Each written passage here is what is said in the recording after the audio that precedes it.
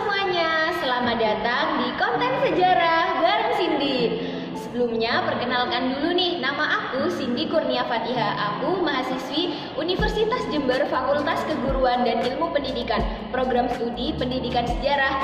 Pada kesempatan kali ini, aku akan menjelaskan mengenai konsep perubahan dan keberlanjutan dalam sejarah.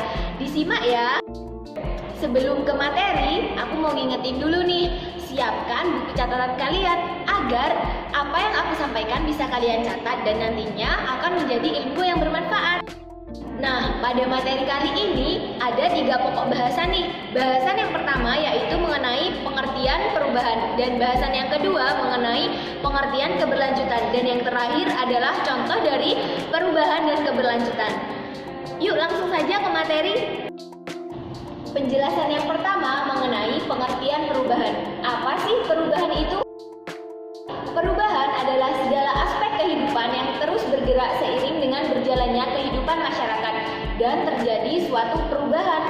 Heraklitus, tokoh filsafat yang berasal dari Yunani, mengatakan bahwa tidak ada hal yang tidak berubah.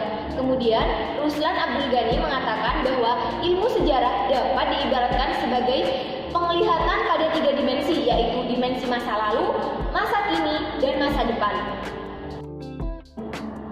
Penjelasan selanjutnya mengenai jenis-jenis perubahan. Terdapat 2 jenis perubahan. Yang pertama, perubahan berdasarkan waktu, dan yang kedua, perubahan berdasarkan keadaan.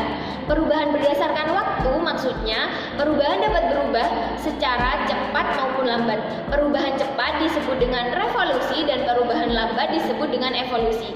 Kemudian perubahan berdasarkan keadaan maksudnya adalah perubahan tersebut dapat berubah menjadi lebih baik yang disebut dengan progres atau menjadi lebih buruk yang disebut dengan regres. Terdapat 2 faktor yang mempengaruhi terjadinya perubahan. Yang pertama, faktor internal, dan yang kedua, faktor eksternal. Faktor internal diantaranya adalah jumlah penduduk, penemuan baru, dan konflik. Kemudian, faktor eksternal diantaranya adalah kebudayaan asing, peperangan, dan perubahan lingkungan. Nah, penjelasan selanjutnya mengenai materi keberlanjutan. Apa sih keberlanjutan itu? Keberlanjutan adalah sebuah mata rantai kehidupan masa lalu, masa sekarang, dan masa yang akan datang.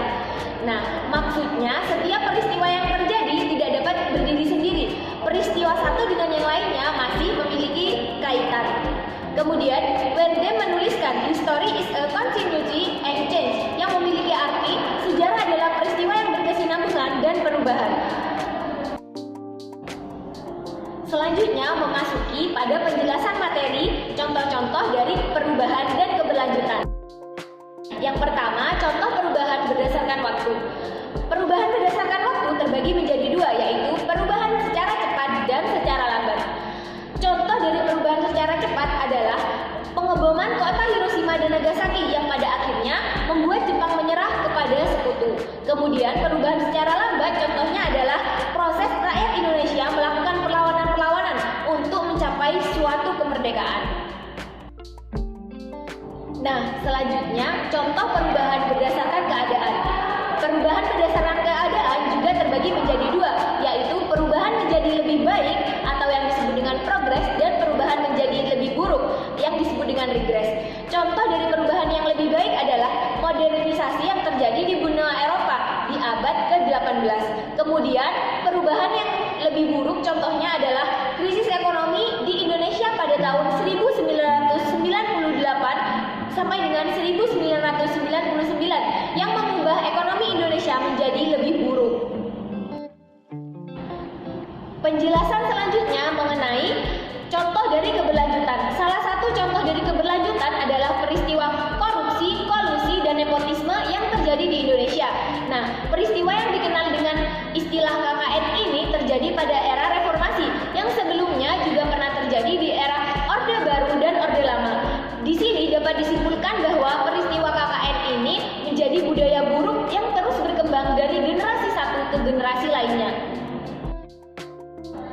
Mungkin sudah cukup ya penjelasan materi dari aku. Di sini aku mohon maaf apabila ada kesalahan kata. Nah, sampai bertemu di penjelasan materi selanjutnya ya. Dadah semuanya.